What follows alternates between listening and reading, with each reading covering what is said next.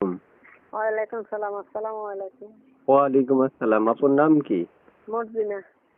বয়স কত? বয়স 20।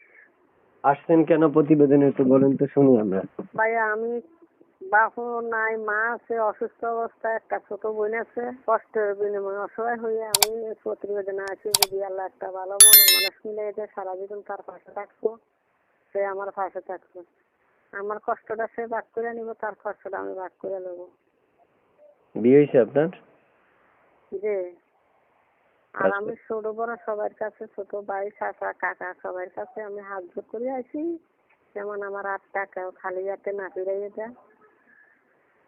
আচ্ছা, আর একটু জোরে বলেন কথাগুলো। জি। বলছি আর একটু জোরে কথাগুলো বলেন, তাহলে দর্শক ক্লিয়ার শুনতে পারবে আপনার কথা। আচ্ছা ঠিক আছে। আমার একটা মা আছে, বাবা নাই, আর একটা ছোট বোন আছে। কষ্টের বিনিময় অসহায় হয়ে আমি একটা প্রতিবেদন আইছি। আচ্ছা আল্লাহ যদি একটা ভালো মনের মানুষ মিলাইয়ে দেয়, সারা জীবন তার পাশে থাকবো, সে আমার পাশে থাকছে। আচ্ছা আর আমি ছোট বড় সবার কাছে 2 হাত জোর করে আইছি যে আমার হাতটা কেউ যে খালি না ফিরাইয়ে দেয়। আচ্ছা, থাকেন কোথায় আপনি? থাকেন কোথায়? আমি থাকি জি কুমিল্লা। কুমিল্লাতে।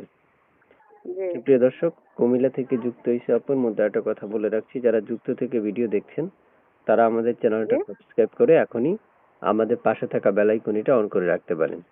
এবং এই আপুর সাথে কেউ যদি কথা বলতে চান তাহলে সরাসরি আপুকে ফোন করবেন। ফোন করলে আপু আপনাদের সাথে কথা বলতে পারবে। এবং বিশেষ করে যারা আমাদের চ্যানেলটা এখনো সাবস্ক্রাইব করেননি তারা সাবস্ক্রাইব করে এখনই আপুর সাথে কথা বলতে পারেন। যোগাযোগ করার জন্য আমি স্ক্রিনে নাম্বারটা দিয়ে রাখবো আপনাদেরকে। আপু, শুনতে চাচ্ছি যে আপনি ভালোবাসার মানুষ কেমন বয়সী চাচ্ছেন আপনার জন্য?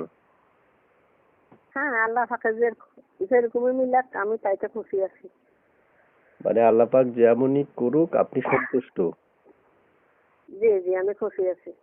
আচ্ছা, তো দর্শক, আসলে আল্লাহ পাক ওনার জন্য যেমনই রাখুক না কেন উনি তাতেই সন্তুষ্ট। তারপর আমরা শুনতে চাচ্ছি যে আপু আপনার প্রিয়তমা বা ভালোবাসার মানুষ যদি আপনাকে অপেক্ষা করতে বলে আপনি করবেন কিনা? ভাই আমি আল্লাহ পাকে আমার লাইফ যেরকম মিলা আমি আল্লাহ পাকের কাছে দিছি, যেরকম মিলা তাইতে আমি খুশি আছি, আমি বেজার নেই। আচ্ছা, মানে আপনি অপেক্ষা করতে পারবেন? কেউ যদি অপেক্ষা করতে বলে আপনাকে করবেন কিনা এই ব্যাপারটা? হ্যাঁ পারবো, আমি অপেক্ষা করতে পারবো। যদি সে আসতে চায় আমি তার ঠিকানা দিয়ে বরাবর আমার জায়গায় আনবো, কোনো সমস্যা নেই।